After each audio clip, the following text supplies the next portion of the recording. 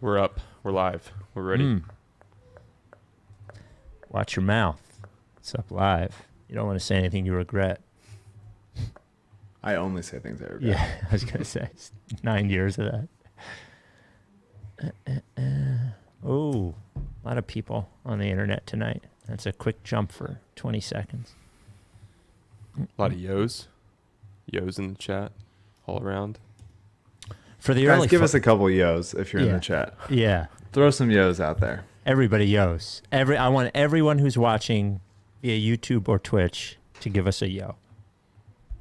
Early gang is right. That's right, Jack. For the early folks, 2 movie recommendations. 1, All My Friends Hate Me, which I don't even want to give it away, but I would say is part comedy, part horror, part thriller. It's British, so you got to really concentrate at it. You can't look at your phone or you can't understand them.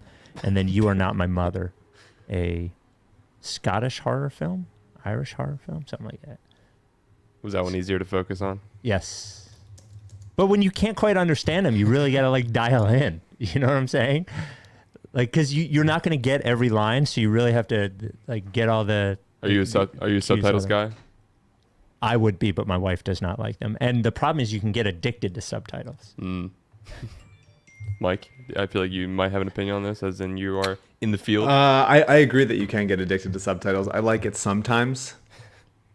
I think it's both helpful sometimes and it also takes away from the experience. There's a give and take to it, I think. The chat is just...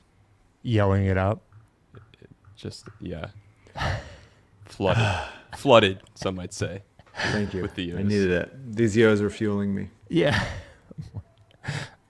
That is one of the most random things for Mike and I to agree on, is that you can get addicted to subtitles. I feel like that came out of my mouth. You can get addicted to it. I really appreciate that. Slippery slope. I do dislike finding myself watching something with subtitles on, and then I'm like locked in on the subtitles when, there's an entire upper half going on. Subtitles are the ways of watching TV. Like if you use Waze where you go everywhere, you forget how to get to the places that you know how to get to. Let's do it. Not a Waze guy. Oh. That is a cliffhanger. The Rights to Ricky Sanchez podcast is presented by DraftKings Sportsbook. Sign up for DraftKings Sportsbook by using promo code RTRS, and brought to you by MortgageCS. Become a MortgageCS Ricky VIP by going to mortgagecs.com/Ricky. Kornblau and Kornblau, the official law firm of The Process. LL Pavorsky Jewelers, where Rights to Ricky Sanchez listeners go and get engaged. And Stateside Urban Craft Vodka, the official sponsor of the Corner 3 newsletter with Zoe. Go to statesidevodka.com. On the show today, the Sixers with a encouraging victory over the Charlotte Hornets, a sort of puzzling, maddening, but relieving victory over the Cleveland Cavaliers. Now sit tied with the Milwaukee Bucks, though they lose the tiebreaker for the 3rd seed. And depending on how the Raptors game winds up, they will either be 3 ahead of the Raptors for the 5th or only 2 ahead of the Raptors for the 5th. Boy, it was supposed to be an easy final week. It's not going to be. So, as well, Ben Simmons is filing his $20 million grievance against the Sixers. The return of a very important relationship advice segment that we got a very important email that we do in relationship advice. So we'll do that. And we will get Mike's pick for the national championship game. Before we get going, I got a text message from one of Ange and one of Ange's friend, Mike Kaplan. You remember Mike? You know Mike, right? Mm-hmm. He was at the Sixers game, and he asked me, he was like, hey, if we go to stateside, can we still trade in, after the game yesterday, can we still trade in our Ben Simmons jerseys for a $25 stateside gift card? The answer was no, but I said, go anyway, because they have great drinks over there. You got your stateside vodka, your Surfside vodka tea, your stateside vodka sodas, just whatever you need. The vodka tea, the Surfside. Love it. Just pretty sure I told him sweet. yes. What's that? I think I told him probably. Oh. So come to me for wrong information. The vodka tea, just 100 calories, lightly sweet, no carbonation, because there's no carbonation in iced tea. You got to be 21 to drink it. Without any further ado, Amos and the chef. Larry, sweetie, the man is here.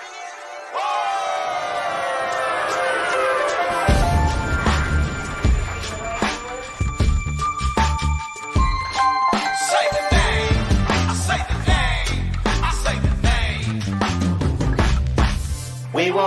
y'all.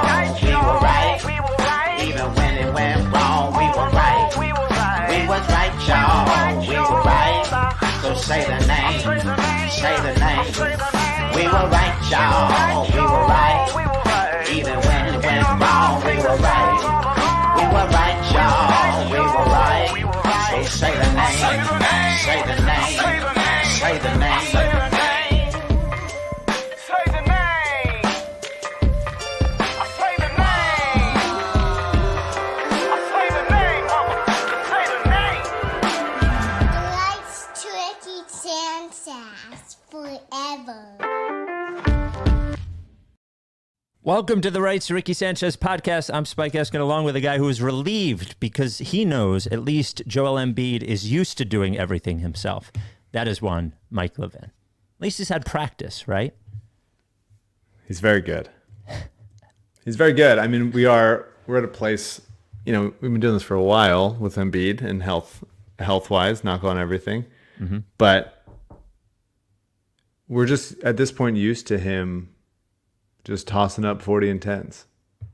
What, 44 and 17 or something tonight with 5 blocks? Just easy as hell. I mean, the blocks are interesting. It did seem like he was really intent on protecting the rim, which was great. And not everyone can do that. He was persistent. I thought it was, I think over the last couple months, even with Harden, the Sixers just aren't necessarily like, they're physical, but they're not physical and athletic and fast. Their motors are kind of light. I would say Maxey has one, but like Niang has one, but he's not that gifted physically. Tobias is intentionally slow a lot of the time. Harden is Harden. Matisse is not the most physical guy. There's a bunch of guys, Shake, Korkmaz, Danny. They're not a ton of dogs on this team. No. And so I think you look at, I think Moses Brown, who's just like a very tall guy that tries hard, which is mostly what you need as a center. But he like set the tone early on, trying to like get after balls. And I think Embiid was like, well, I'm not going to let this fucking scrub, who's actually pretty decent, outwork me. And it was cool to see Embiid just like take it upon himself to be like not that anymore. And so it's going to come from him.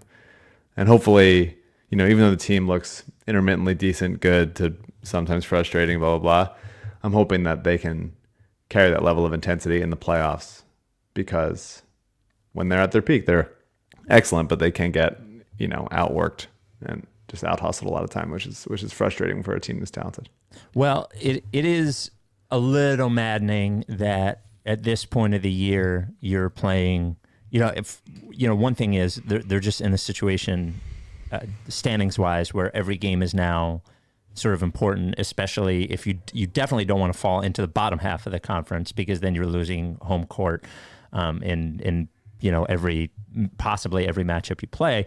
But Sixers are the best road team in the Eastern Conference, though, I will say. They've had the best road record, but they also have a terrible home record comparatively to what they're used to as well. So there you go. Yeah. Where do you want to start? Well, I guess my point being, having Harden and Embiid play this many minutes on the second night of a back-to-back and having Embiid, land fronty a couple of times is not optimal. He's just not going to be able to do everything himself. And he can do a lot of things, and he was so fucking good tonight. He's been great a lot of times this year, but that activity defensively was just something that it does, I don't want to talk about the MVP thing, but separates him from Jokic, and that Jokic is not capable of doing that on defense, and Embiid is just a fucking world beater when he wants to be on defense. And but the Harden trade, what it was supposed to do, the place, and when Maxey is going, what we had hoped to be is that every offensive possession also doesn't have to run through Embiid, because that will be too much for him to do both. So it was an amazing game, but I like the Harden. Here's what Harden kind of reminds me of, because you look at his numbers at the end of the game, and it's like, oh, he's got a triple double and yada yada yada. It's sort of like a baseball player where he's hitting 232, but you look at his on base and you're like, oh, he's walking all the time. So his numbers end up being pretty good. But when it's in the ninth inning and there's 2 men on and there's 2 outs and the guy's up, you can't have a guy looking for a walk, right? Like you need somebody who's going to get hits. And my concern. I mean, is I would take a walk, but okay. You know what I'm saying. I'm very pro walk, so but that's fine. Right. You not surprising. Yeah. The point being that it's just like game after game after game. I have little faith that in it seems like when teams are actually playing defense on him, there's very little fear. They get right up on him. He did take advantage of that one Markkanen mismatch toward the end of the game, but even Markkanen didn't look worried at all. I just worry that he's going to be able to get big buckets when it counts. And I would just like to see Maxey in the last 6 games just give him the ball in positions like that and let him try to do it, because I feel like he's going to have to do it in the playoffs.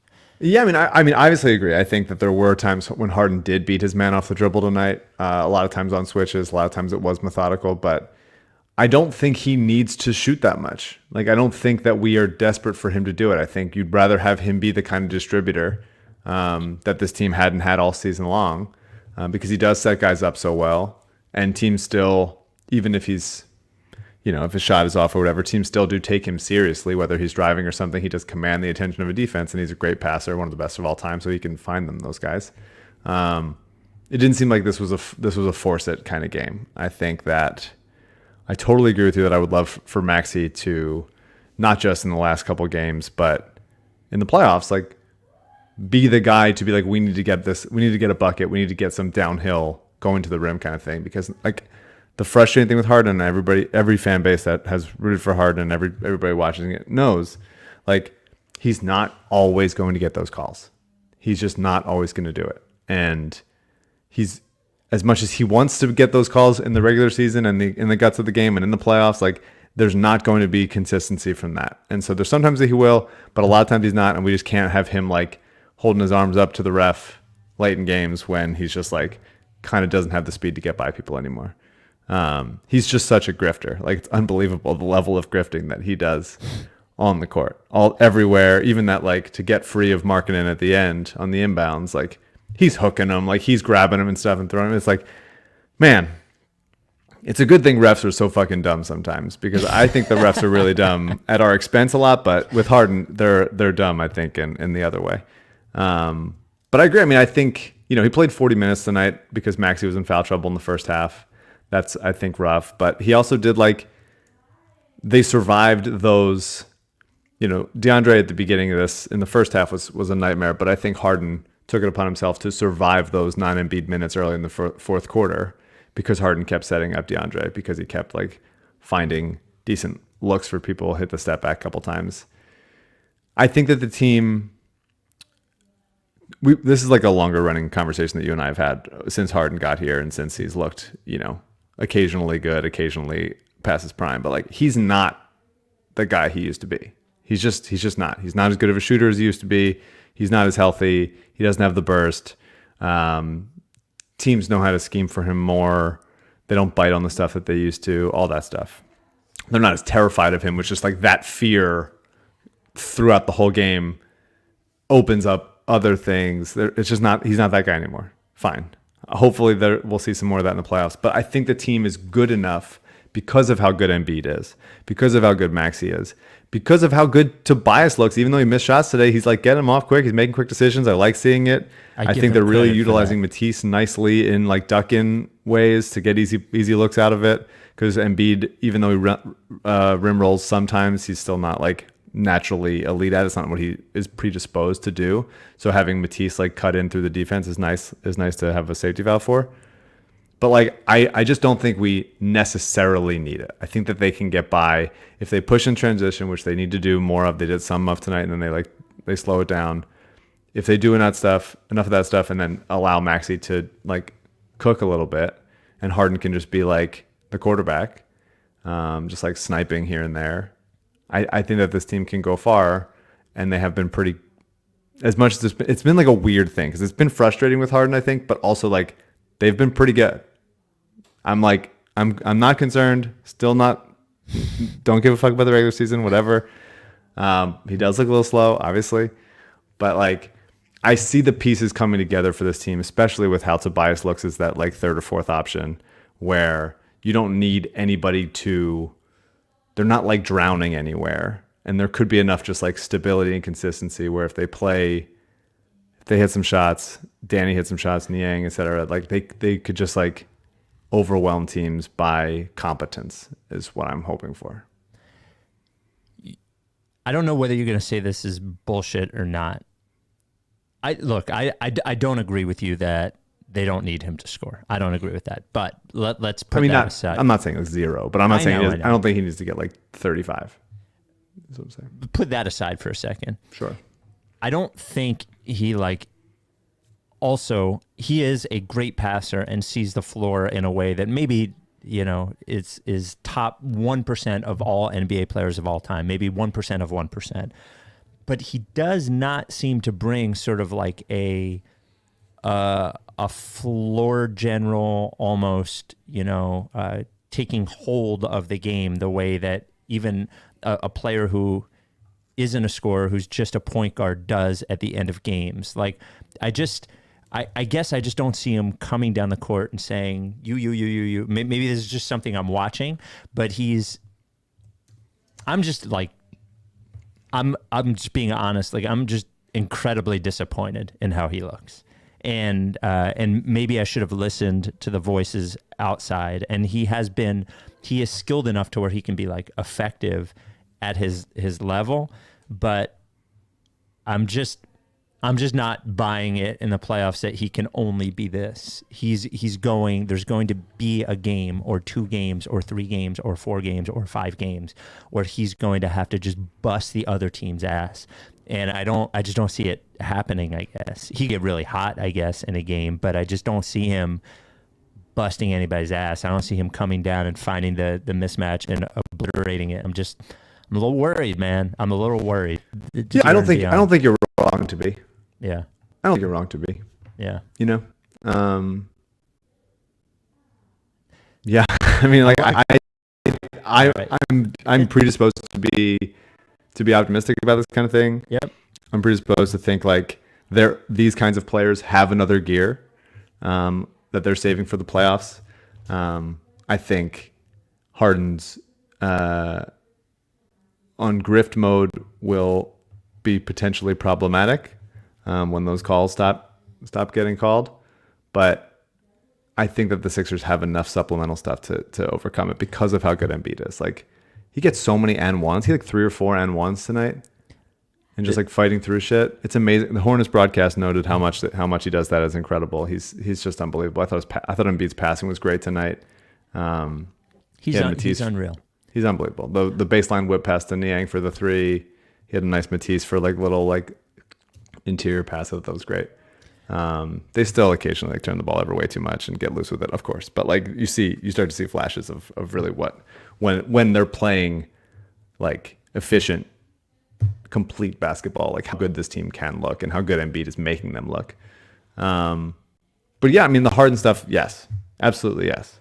I'm not here to say like he looks perfect, and I'm 100% confident in him transforming his game, taking his game to a 2017 level, whatever it is.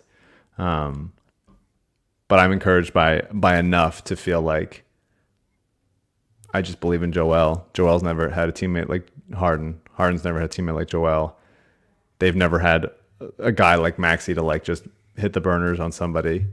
I think that there's just enough stuff where if they can like, I don't know. I don't know.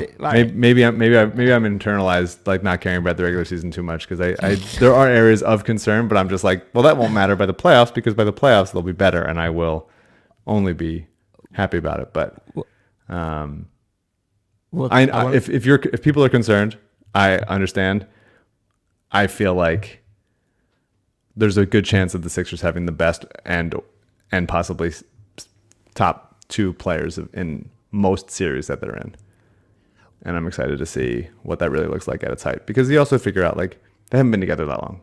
Like I know they look good early on and then they struggle a little bit and then they're like piecing it together, and it's weird when they start games like in transition and pushing it and looking good, and then they just like slow it down and they look like nothing's going on.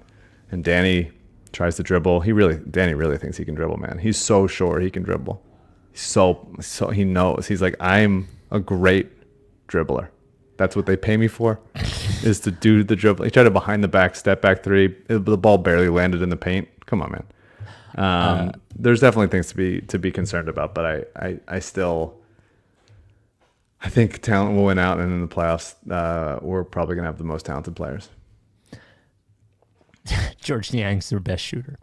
So he's a good shooter. I want to talk about one quick MVP thing, and then Doc Rivers right after. MortgageCS is a new sponsor of ours. MortgageCS.com/Ricky.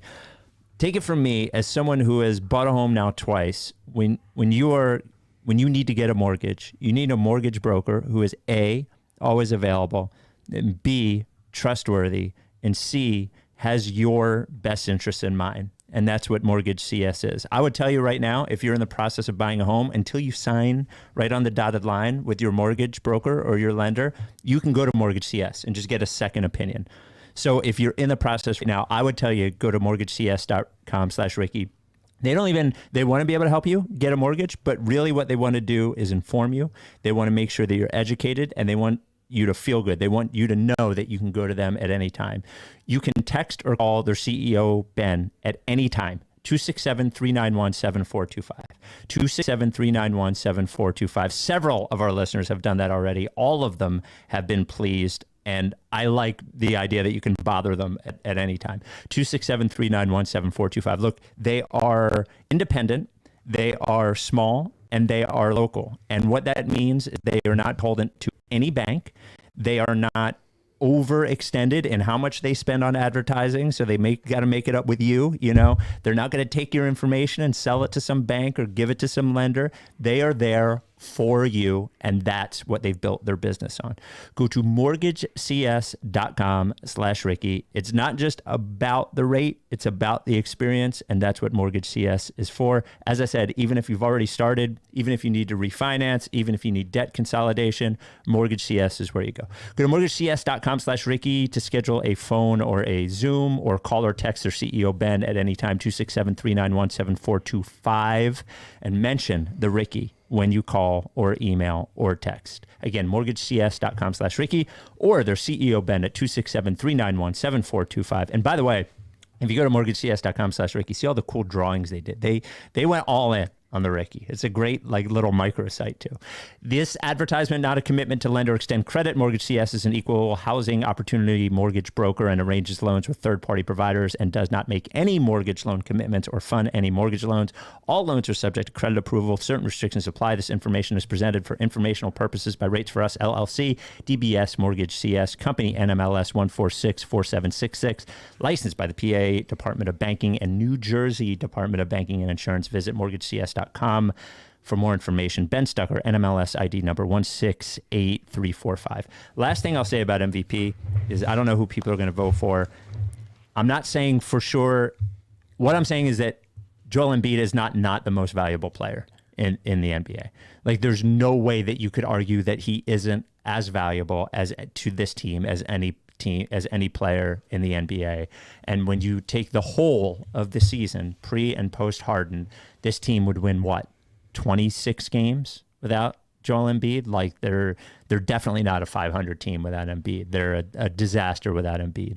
And he was Herculean last year, but he's been even better this year. And he just for a guy who we never thought would be healthy, couldn't stay healthy at this point in the season, the second night of a back-to-back, just fucking obliterating a team is amazing. And I hope he wins MVP. I don't think he's going to at this point, but I hope he does, because I think he's the most valuable. Yeah, man. So I agree with that. And that's why I think that in a year where Giannis is hands down the best player and nobody else can hold a candle to him, it's okay, I get it. He also has good teammates. But people saying we're not, why would we hold the fact that they have good teammates against them? It's well, if they have good teammates, then they don't need to be as good as they are. And if they finish in the top 3 of their conference, even though their teammates are not that good, the way that Jokic's and Embiid's are, or especially were prior to the trade, then it's more impressive that they are carrying their team to a top 3 finish in their conference, which is why I don't think, as good as Giannis is, and he's very, very good. Obviously, he's very, very good. He won 2 MVPs already. What you would argue is their record should be better Is that if you, do you know what I mean? Like if you're saying that, But you don't want to discount that they have good teammates, but if they have good teammates, then they should be, No, honestly, no. I think like if their teammates are too good, if you have another MVP candidate on your roster, which is why I think unless Harden takes a really big step back, like this is the only year that Embiid could win MVP. Not that like Chris Middleton. You're worried about Harden being an MVP candidate? Jesus Christ, I hope.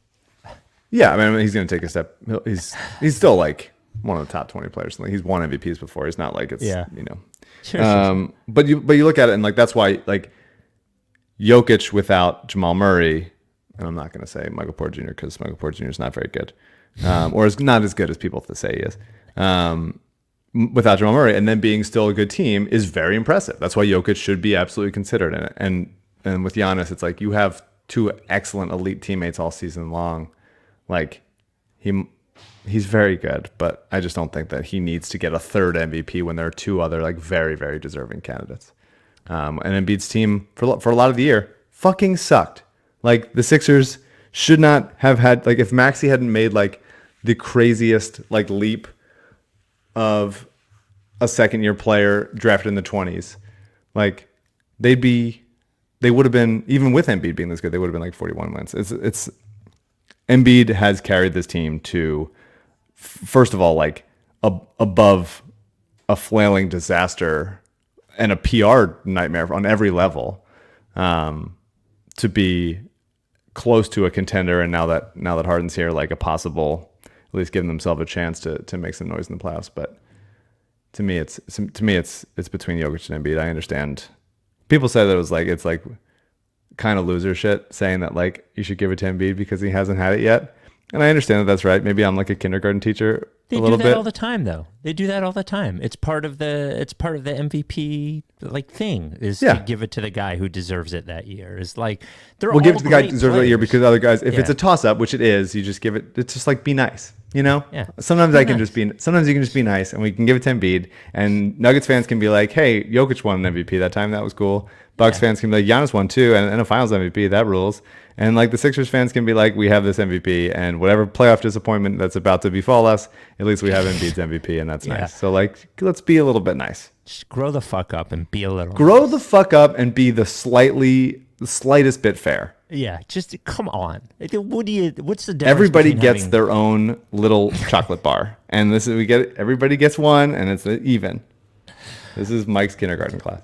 So, I don't know how many times we could talk about Dog going to DeAndre Jordan. The thing that I thought was particularly funny about this tonight is that they don't really have a backup center, the Cavs. So they're playing Kevin Love as backup center, which makes the use of DeAndre Jordan even more egregious. Because if you think he can do anything on defense, it's stand around the rim and just like be big and jump.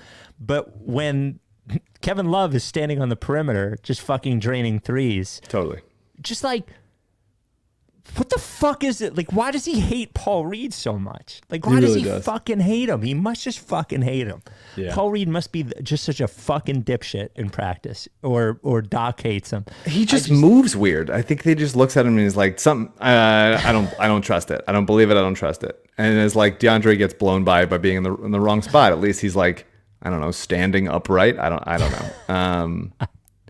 Doc just does this, and old coaches do this. This is what they do. They don't trust the young guy that they have, so they play the veteran over them. And then when that player is better later on in their career somewhere else, they go like, well, they learned from being benched by the worst player that I was playing over them. And like they convinced themselves that they were right, but they were wrong. And Doc did this with Shai Gilgeous-Alexander. As Kevin O'Connor pointed out on Twitter when he started, I think it was Avery Bradley over him. He does this. Like, DeAndre's not good. He's not good anymore. I like the idea of catching lobs, but it's not like Paul Reed or Charles Bassey couldn't catch lobs.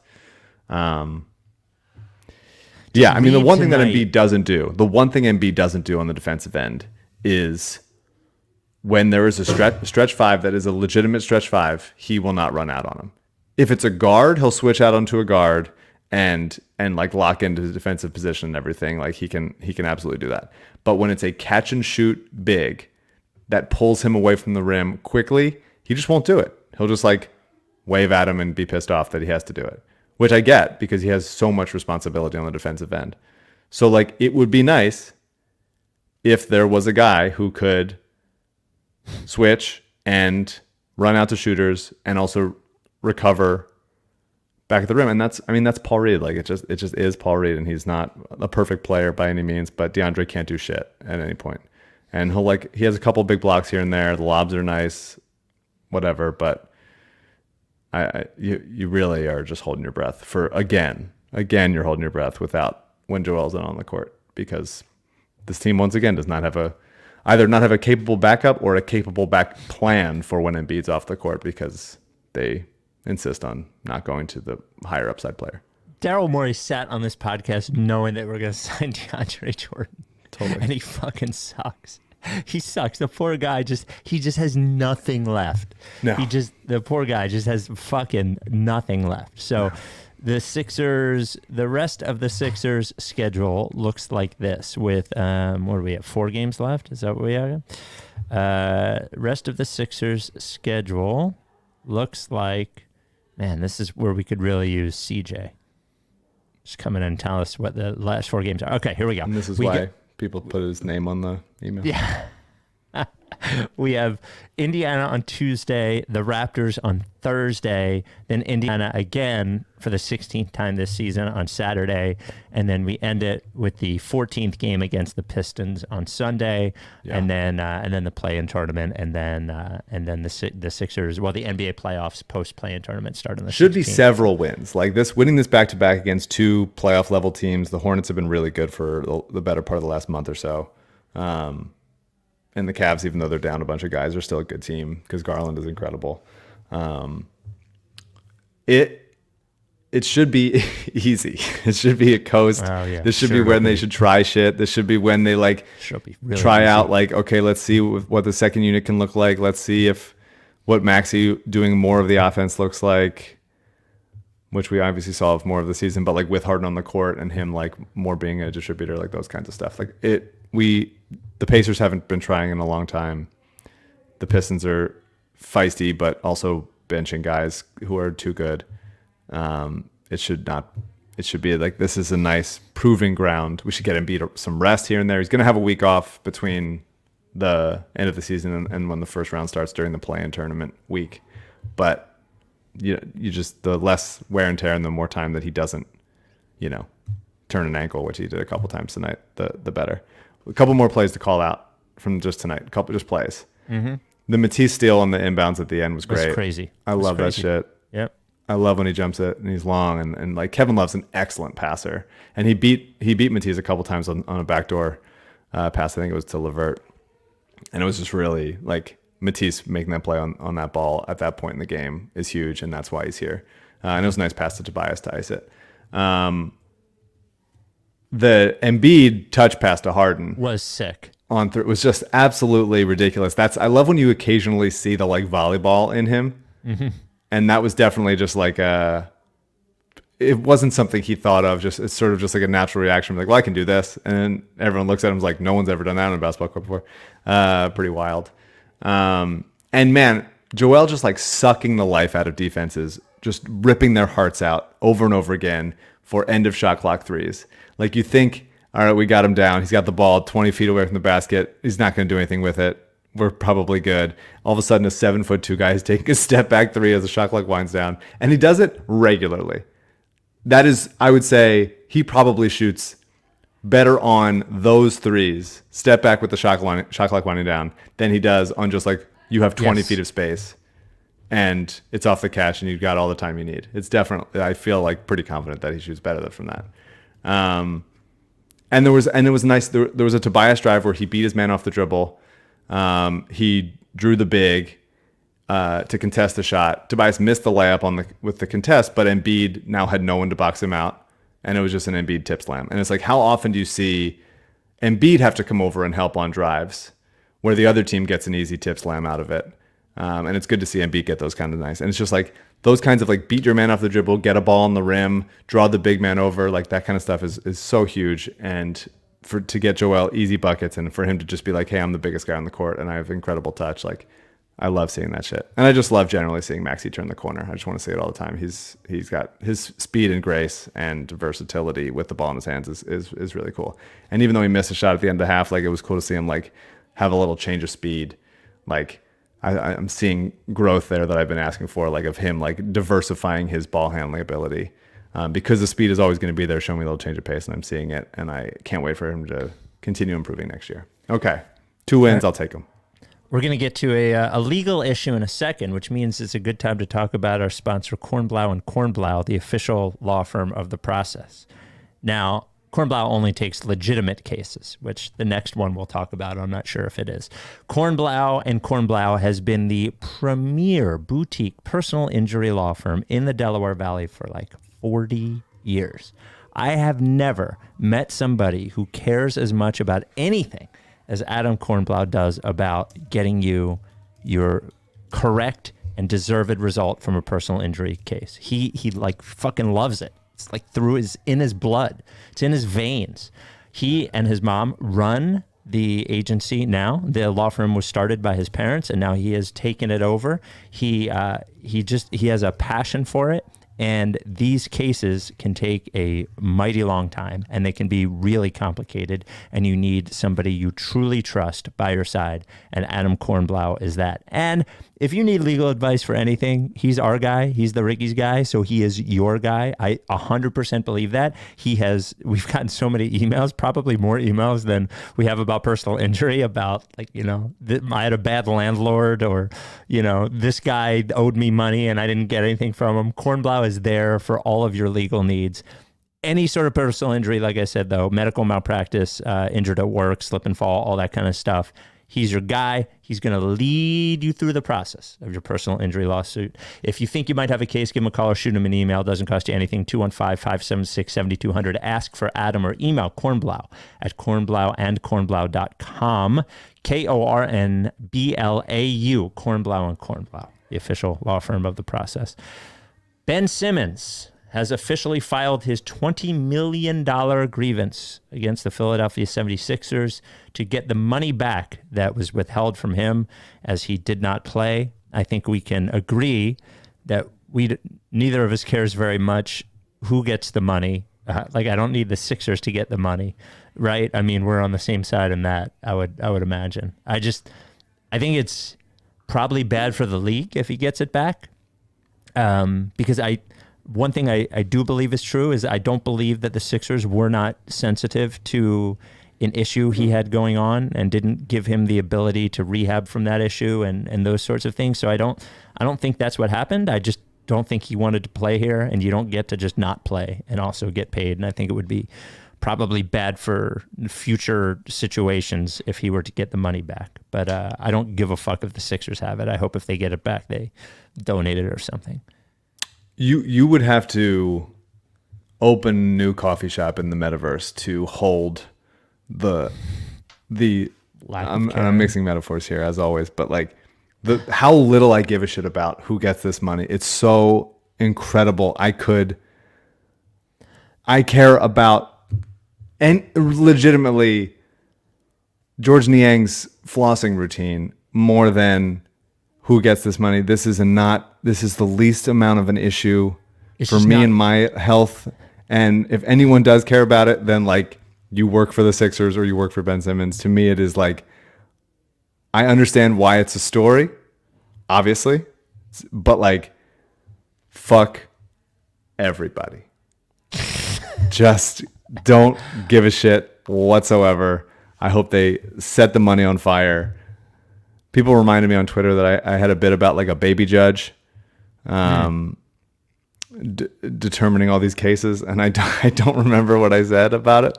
So it'd be great to have a baby judge, though. Yeah, if there was a baby judge, I would care how the baby rules, but then I would just want to go follow the baby and see what their life is like regularly and how they became a judge and how they rule in other cases. And yeah, do you think the baby would get a baby-sized gown, or would or the baby have to deal with like an adult-sized gown because they're not prepared for a baby to be the judge? That's a great question.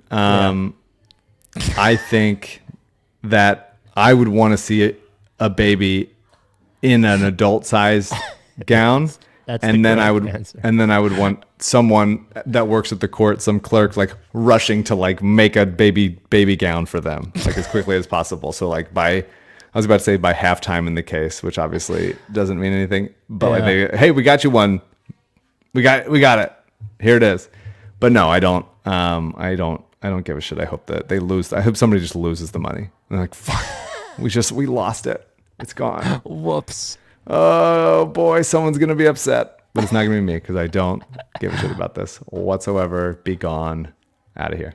Okay, we got an email begging us, saying that it was an urgent relationship problem. This is not even a joke. Urgent relationship problem. Would really like to hear our opinions on this. We haven't done relationship advice in a while, so relationship advice time. I keep my heart under my pillow with my teeth and other lies.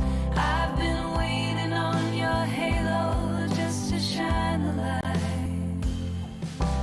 Our relationship advice theme song comes from Eliza Hardy Jones.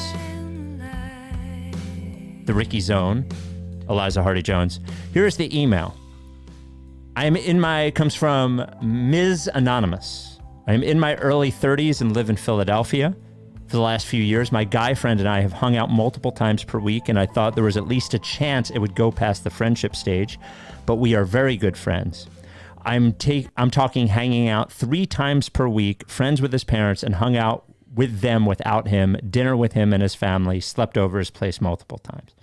All of a sudden, out of nowhere, he told me that he was going to Portland for a few weeks to meet up with his girlfriend, and then they would be moving in together in Chicago. I had no idea he was talking to someone, let alone had a long-term girlfriend. Putting aside the fact that we could move past the point of just friendship, we were very good friends, and he didn't tell me he had a girlfriend until a couple of weeks ago when he was going to go to Portland and move to Chicago together. He doesn't understand why I'm upset with him. I asked him if we could meet up before he went to Portland to talk about why I'm upset, but he said he doesn't have time and he doesn't understand why I'm upset, and I'm hoping you can give your perspective on this if you think I'm overreacting or what your thoughts are, as he is a diehard Ricky fan. And I'm hoping he'll hear you guys talk about this and give there's some third-party perspective. I didn't get to that part in there. Well, hey, buddy. Now I'm especially happy to say that this guy is a total loser. You can't, like, he absolutely knows what he's doing. It's way better when we get non-male listeners reaching out, because then I can just like totally shit on the guy. It's so much more comfortable for me to do. Yeah, he's obviously like stringing you along and like wants like have like the idea of a girlfriend nearby and just like, you know, milk you for all the emotional. Anything I say sounds gross. Like any emotional like status he gets and the feel good he gets from being around you, but then he can be like, oh, okay, I can. But like the other girl is like who I'm with, and so I can like have this around as sort of like a nice like emotional play thing. Like it's pretty disgusting. So yeah, the guy definitely knows what he's doing, and he's probably done this to several girls. Wow, I was with you until the very end there. For sure. Some people just like love fucking with them. Well, like some people love it. Like if people that watch Summer House, like Luke on Summer House is exactly this guy. Like, rough character for men. Don't be this. I don't think. Look, I don't think you're overreacting. I think you're reacting properly. But I do think you need to let it go, because he has shown you everything without telling you, because there's nothing that he's going to say that is going to make this any better. He has shown you everything. Maybe you want him to just fucking step up and admit that he lied or he wasn't honest or any of those things. And I know that would feel better, but fucking chasing him until he does it is not going to make you feel better. You're only going to feel more frustrated. But the only thing that I would add on top of this is that you were both sort of kidding yourselves during this. Is that like, it just seems to me that when you feel that way, and because it can happen the other way as well. It can happen both sides. When one person is waiting for it to happen and it's not happening, is like, You're both grown-ups. You're in your 30s. Like, I don't know. If you have a friend, if you're a female and you have a male friend and you're heterosexual and you're like best buds and you're hanging out all the time and staying over his house and you're hoping something's happening and it doesn't happen, like, he doesn't want it to happen. Like, that would be my answer there, is that a long way of saying what you were saying is like he was just using you for the stability of a girlfriend without the responsibility of a girlfriend. The only credit I would give him is at least he didn't take that step and make anything happen and make it even worse. But just let him fucking go. Just let it go. It's just like, he had a girlfriend the whole time. He's moving to Chicago. Like, what the fuck rough. is that? It's rough. We don't like it. Yeah. It's not good. And if you're this guy and you're listening or watching live, if you said yo in the chat and you're one of these guys, then stop it. Stop doing that. You know what I would do? If you're listening, here's what I want you to do. Because honesty... Just know that you're like the bad guy in like every romantic comedy. Like, and you feel that and internalize that. One of the things that I think is underused in life is just this simple admission that you were wrong. Apologize. Say, I'm sorry I was wrong. Because once that happens, there's not a lot of conflict afterwards because you've sort of ended that part of it. What you should do if you're listening, if you're a big Ricky, I want to level with this guy. I want to talk to this guy. I want to make you not the bad guy for a second, guy. It's like, I get what you were doing. I understand. Is like you're a little insecure and you didn't know if the thing with your Portland girlfriend was going to work out. So you had this emotional hedge. It's not the most healthy thing in the world, but you know, it happens. You owe her a call, you know, or maybe if you don't want to do it in person, that's fine. You owe her honesty and a call and why you did what you did. And she may hate you forever, but she's probably going to hate you forever anyway. So at least you would have been honest at the end of it. Portland girl should be pissed off too, by the way. Oh, well, the Portland girl, can you imagine if she found out that there's no way she knows about her? There's no way she knows about the emailer. There's no way the Portland girl knows. Every time that they've hung out, it's been like there's probably a lie about how many other people are there also. There's like, oh yeah, it was us in this one, and you bury it in like the 3 out of 5 names. You're like, oh, and like she was there, and like this other guy, and it was just fun. Yeah. But it's like, no, bad. Change. Be different. Very sad for you, but it's time to move on now. The hard to stomach YouTube comment of the week comes from RWDS. Guys, this is what Doc said a few days ago. We had a good talk today, James and I. He's trying to fit in and get guys going, and this is what I told him. No, thank you. I said, you're gonna get going and we'll figure it out. We just need you to be you.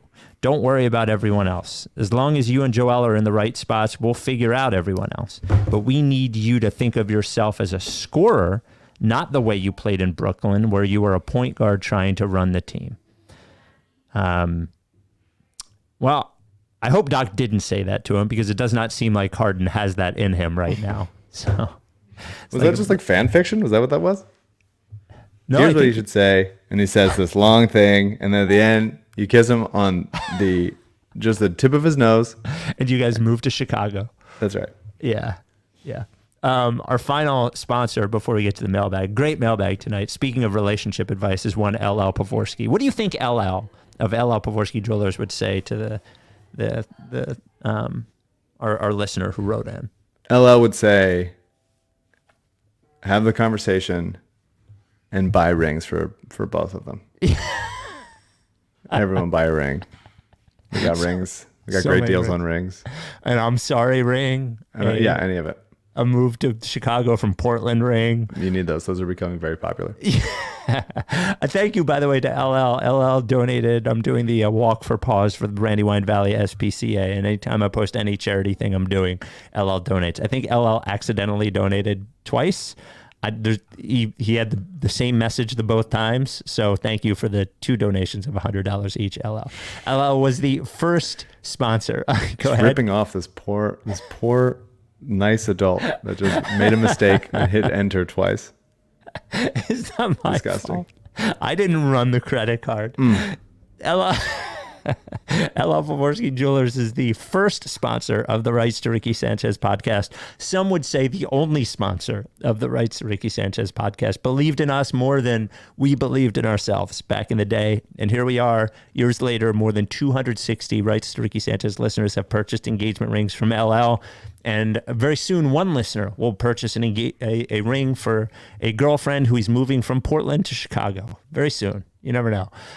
If you want an engagement ring from LL, you can't go anywhere else. You cannot go anywhere else.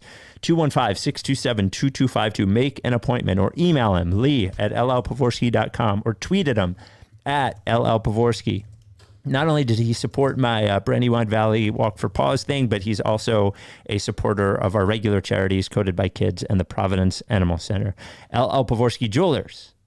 Buy one, get one, 50% off engagement rings. If the first one doesn't work, there's always a girl in Portland. This comes from Mark. RightsRickySanchez@gmail.com. Remember to send us one basketball, one non-basketball question. Before we get to after this mailbag question, we will get to your prediction, hopefully, for the NCAA finals, which are Monday night. Question for Mike. Why do college basketball players look so much more frenetic than NBA players? I get that they're generally less coordinated than their NBA counterparts, but it feels like it doesn't really account for it entirely. College basketball players are always moving and not really for any purpose, it seems. Sometimes they just seem to be moving their limbs around like crazy for no reason.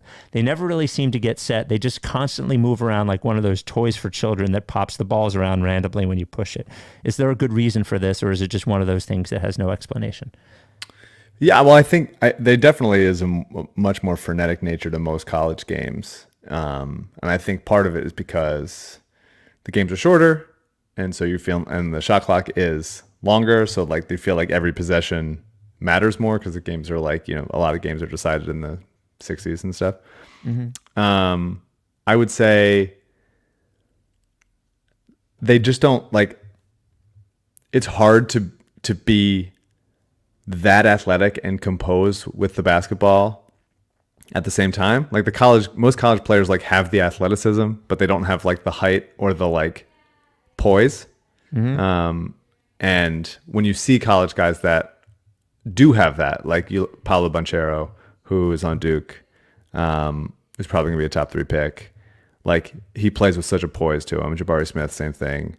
Obviously, like guys like Luka and stuff. You see the guys when you're like, wow, that person just like looks like they are in control. And I think in the college level, a lot of them just like aren't because they're not there yet. I notice it on defense more. It feels like they're always like just fucking, like Well, yeah, I think that's also like the coaches, all these like little empire coaches that like get to be in charge of their little fiefdoms. So I think they just like energy. To sort of pointless energy sometimes. So the final game, let me bring up the line. I have not seen it. Let me guess it. Duke, Kansas, or UNC, Kansas. Yep. I would guess it's Kansas 4.5. 4. Kansas -4. Nice. So can you give us your pick? I know it's early. Maybe you have a day to think about it. I don't know. You get the early pick on the pod for the sure, yeah. Well, I did win some money off of this championship pairing, which feels nice. So Kansas is deeper for sure. But they're a pretty 1-to-1 matchup, like athletically. Caleb Love has just been hitting shots, man. He's been hitting shots left and right for UNC. Kansas hasn't honestly been as good over the course of the tournament. They've just sort of like gotten by each time and won, which is, impressive, but they haven't done a ton of like convincing wins, I would say. But I think a little bit like UNC went all in on in the Duke game, and that was their win. And I think Kansas will just be a little bit more composed. And I think UNC's luck's going to probably run out. So I'll say Kansas, and I'll say they'll probably cover too. There you go. There's the pick. Non-basketball question. Can you describe a time in your life when in order to save a relationship with someone you cared about, you knew you were going to have to apologize even though you didn't feel responsible for a rift? What did you decide to do? I mean, relationship in the broadest possible sense. Could be friend, girlfriend, wife, family member, coworker, etc.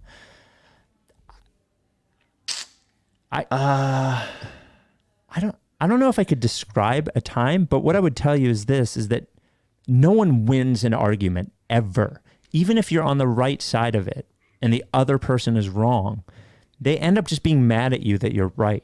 You might as well just apologize and say that you're wrong, because then at least you get the sympathy and you get the points for having apologized. I've done it a bazillion times. So many I can't even count. Yeah, I mean, I think it just determines of like at what point do you want to preserve whatever relationship it is. Because if you don't, then that is a good realization to have and be like, this is over. I'm sure I've had to do it at work when I'm like, I think that they're wrong, but I will say it's my bad anyway. This comes from Lance. Every game I feel like I'm a father watching a team of 6-year-olds playing kids basketball. I'm just proud that they're learning how to play basketball. You know it's going to be ugly. If they're leading, you're amazed, but you know it won't be for long. You're amazed they're hanging with a good team, but you know it's an anomaly. Your best guard has an amazing dribble for a 6-year-old, but you know his happy dribbling ass will turn it over when the pressure is on. Most wins you're joyful because you know the season isn't going to end well. Hopeful, but scared. So many guys on the Sixers over the last decade can be described as his happy dribbling ass. Not basketball. That wasn't even a question. More important to teach someone how to drive in traffic or on a highway. I'm teaching my 15-year-old how to drive. I would say, traffic. I feel like both, probably. Well, both, obviously. But if you had to pick one, why would you have to pick one? Well, for a first one. Let's say a first one. Well, which one would you teach them first? Probably highway. Really? I think. Because then you could be like, you want to maintain a speed. Yeah. And then you want to be able to like bend and get off on your exit and everything. And in traffic, it's just like mostly relax. That's not really a steep lesson. Yeah, it seems like a weird question to ask us. I'll just say traffic to be different. If you had to lift up your left hand or your right hand, like which one would you do? You have to just one, but you have to do just one. Do you know what the email didn't say? How did she get the information that he was going to Portland to see his girlfriend and he was moving to Chicago? It sounds fake. Did he say it on the phone? Did he text I think her? he said it on the phone. Oh, okay. I would just be so stunned. Yeah, that's maybe he's lying. Maybe he's lying. This comes from Adam. Final email. Basketball question. Do we think LeBron is on the Lakers next year? Do we want LeBron on the Sixers?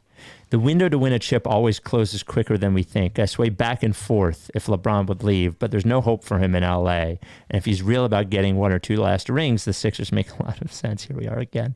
Maxey is a clutch guy and would be the main piece of the puzzle. No, I'm not trading Maxey for old LeBron. He's saying, main piece of the puzzle along with moving Tobias. It might just be that simple. I'm not even 100% I want him here. I don't want any part of LeBron at this point. I didn't even want any part of LeBron 4 years ago. No, you didn't. I did want him then. I think it would have been probably better than what happened here over those times. But I'm good. Yeah, no thanks. Beat it. Non-basketball question. Which celebrity would you most like to slap in public and why? I think mine would be Vin Diesel. He just seems like an asshole who treats other people poorly. I'm scared of getting beat up. I don't want to slap anybody. Who do I want to slap in public? Celebrity.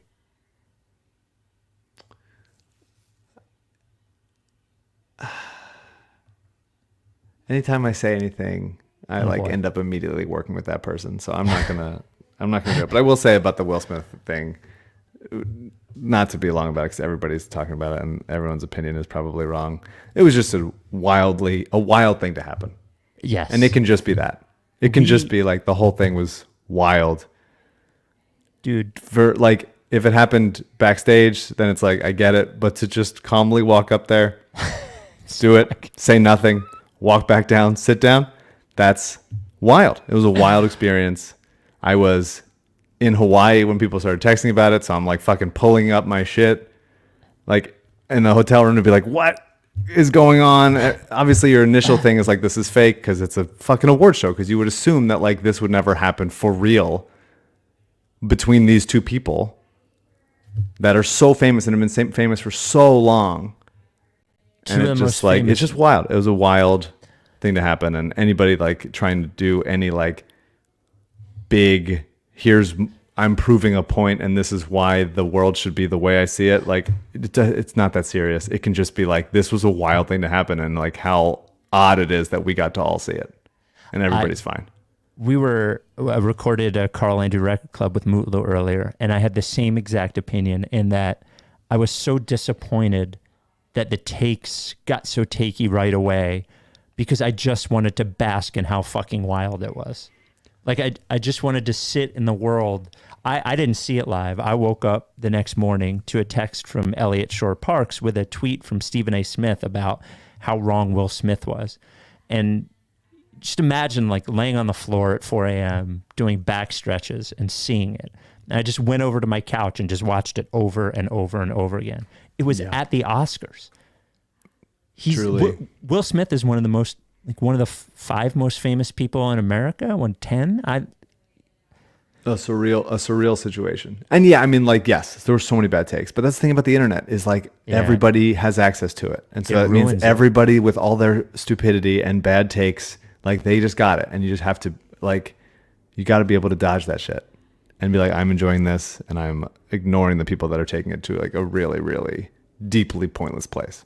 Yeah. We will never be able. I worked in rock radio for a long time, and I worked there so long that we played these great songs. I played them so much that they just became wallpaper to me. And after I lost my job at WYSP, I didn't listen to those songs for like a long time. And 4 years later, I heard some Nirvana song that I hadn't heard in like 4 years, a song that I'd heard every day for 10 years up until that point. And it hit me the first time that I had heard it, and I realized how great it was. I hope that at some point in the future, I'll see that slap again. Oh yeah, and it will hit me like the first time that I saw. For sure.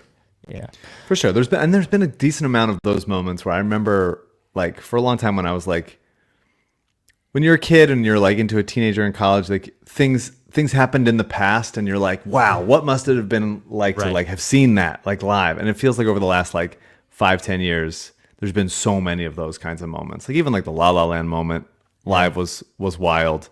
The Adele Tazim moment. There's a bunch of great ones on like those kinds of like really stupid award shows. But like, you just appreciate that humans are weird, and there are a whole bunch of them, and we get to enjoy other people like doing weird shit to each other sometimes. Like. A great question from Eddie on YouTube. Does this count as a Sixers crazy thing? Because Will Smith is my I'll take it. Sixers. I don't know, but yeah, add it to the list. Add it to the list. All right, 4 games left. Will Smith forgot how to slap. That's the Sixers spin on it. We'll talk to you next time. Are you that with TTP? Yeah, lick face.